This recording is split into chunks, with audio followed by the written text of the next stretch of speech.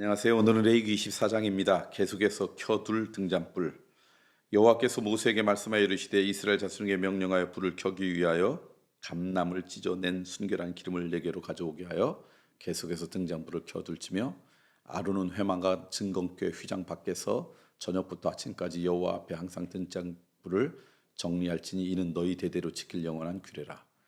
그는 여호와 앞에서 순결한 등잔대 위에 등잔을 항상 정리할지니라. 여호와 앞에 진설할 떡. 너는 고운 가루를 가져다가 떡 12개를 굽되 각 덩이를 10분의 2 에바로 하여 여호와 앞 순결한 상 위에 두 줄로 한 줄에 6씩 진설하고 너는 또 정결한 유향을 각 줄 위에 두어 기념물로 여호와께 화제를 삼을 것이며 안식일마다 이 떡을 여호와 앞에 항상 진설할지니 이는 이스라엘 자손을 위한 것이요 영원한 언약이니라. 이 떡은 아론과 그의 자손에게 돌리고 그들은 그것을 거룩한 곳에서 먹을지니 이는 여호와의 화제 중 그에게 돌리는 것으로서 지극히 거룩함이니라. 이는 영원한 규례니라.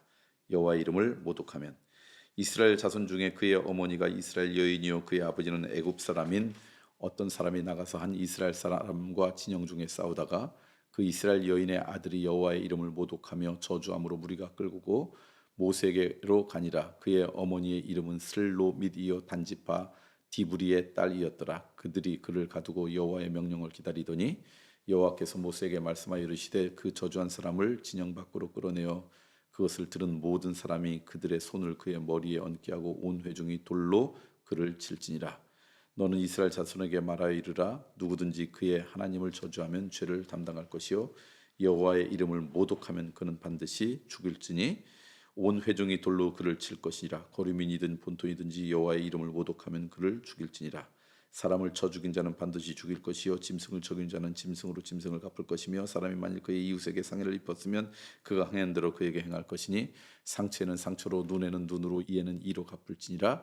남에게 상해를 입은 그대로 그에게 그렇게 할 것이며 짐승을 죽인 자는 그것을 물어줄 것이요 사람을 죽인 자는 죽일지니 거류민에든지 본토인에게든지 그 법을 동일하게 할 것은 나는 너희의 하나님 여호와임이라. 모세가 이스라엘 자손에게 말하되 그들이 그 저주한 자를 진영 밖으로 끌어내어 돌로 쳤더라. 이스라엘 자손이 여호와께서 모세에게 명령하신 대로 행하였더라.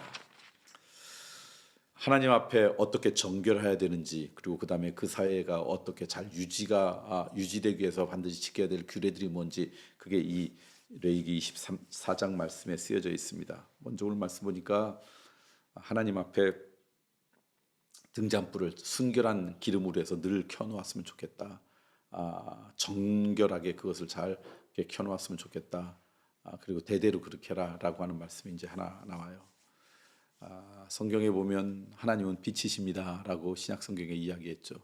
또 예수님도 너희는 세상의 빛과 소금과 빛이라 그랬죠. 그러니까 빛은 단순히 어둠을 때 우리가 그냥 이렇게 밝기 위해서 치는 빛이기도 하지만 우리 그리스도인의 삶이 그래야 된다는 것이죠.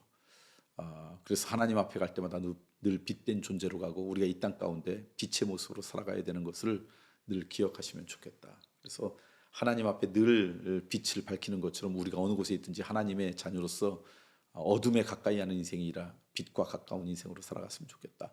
그 상징으로 늘 하나님 앞에 순결한 빛을 피워놓으라는 거죠. 기억하십시오. 여러분들이 이 세상의 빛이라고 하는 걸 잊지 마시고 빛의 자녀로 살아가는 기쁨이 있으면 좋겠고요. 그다음에 여호와 앞에 진설할 떡 12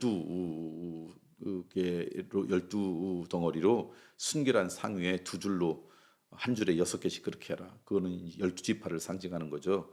그렇게 하는데 재미있는 건 뭐냐면 이 하나님 여호와 앞에 이것을 진설하는데 이건 사실 하나님을 위한 것이 아니라 우리 자손들을 위한 것이다라는 거예요. 때로는 하나님이요 나 앞에 이렇게 했으면 좋겠어라고 요청할 때 그게 하나님이 그것을 받고 싶어서 하나님을 위해서가 아니라 우리를 위해서 그렇게 명령할 때가 많아요. 그렇게 하는 과정, 그렇게 하는 시간 동안 하나님과 좀 더 가까이 있게 되고 하나님의 자녀됨이 회복되고 죄와는 멀어지는 것이기 때문에 그렇게 요청할 때가 많아요. 내가 거룩하니 너희도 거룩하라. 이 얘기는 우리가 거룩한 삶을 살아갈 때 하나님께서 그 삶을 보고 기쁨의 영광을 받으려고 거룩하게 하는 것도 있지만 더 중요한 거는 그렇게 거룩하려고 살아갈 때 가장 큰 유익은 누구냐면 우리들이에요. 죄로부터 멀어지게 되잖아요. 그래서 하나님은 늘 그렇게 관점에서 우리에게 말씀하시는 게 많아요. 이 여호와 앞에 진설할 떡도요 아주 순결하게 정결하게 떡을 했지만 이 떡은 하나님 잡수시라고 드리는 거지만 하나님께서 드시겠어요?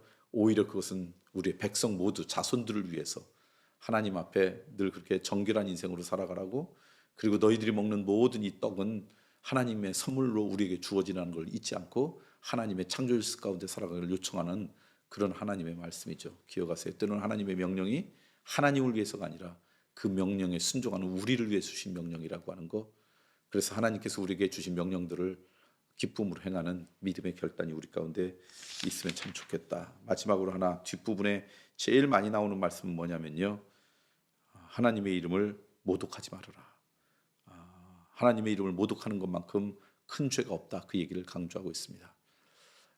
오늘 우리들이 이 땅 가운데 가면서 하나님을 모독하는 인생, 하나님을 저주하는 인생, 하나님의 영광을 가리는 인생으로 살아가지 않기를 소망합니다. 적어도 하나님의 영광을 가리지만 않아도 그 인생은 아름다운 인생이라고 생각돼요. 오늘 여러분의 삶을 통해 하나님의 모독의, 하나님의 이름을 모독하는 인생이 아니라 하나님의 영광을 가리우지 않는 복된 인생으로 오늘 하루 살아가기를 소망합니다. 기도 제목 함께 나눌까요? 금요일입니다. 이번 주 주말에도 교회에서 사역이 참 많습니다. 특별히 내일 이제 토요일인데요. 5월에 이제 마지막 토요일, 마지막은 아니군요. 하여튼 거의 마지막이고 뭐 날씨 가운데 제일 좋은 날씨여서 그런지 야외로 나가는 분들이 참 많습니다. 먼저 저희 교회 장애인 공동체가, 그분들은 혼자 어디 나가기가 어렵잖아요. 그래서 우리 교회에서 함께 이제 바깥으로 함께 보이는 좋은 시간을 갖게 됩니다. 돕는 사람도 많이 가게 되죠. 이 장애인 공동체 분들이 바깥에 나가서 좋은 시간 많이 보낼 수 있도록 그렇게 기도해 주시고요. 또 우리 교회 이런 귀한 장애인 공동체가 있다는 거 기억하시고 그렇게 기도해 주시면 참 좋겠다. 우리 교회 이 장애인 공동체가 잘 자리 잡는 것이 감사이기도 합니다. 대전과 세종에 누군가의 도움으로 이 땅 가운데 살아갈 수밖에 없는 그 생명들, 그 영혼들을 따뜻하게 안아주는 그런 은혜가 우리 교회 가운데 있었으면 좋겠습니다.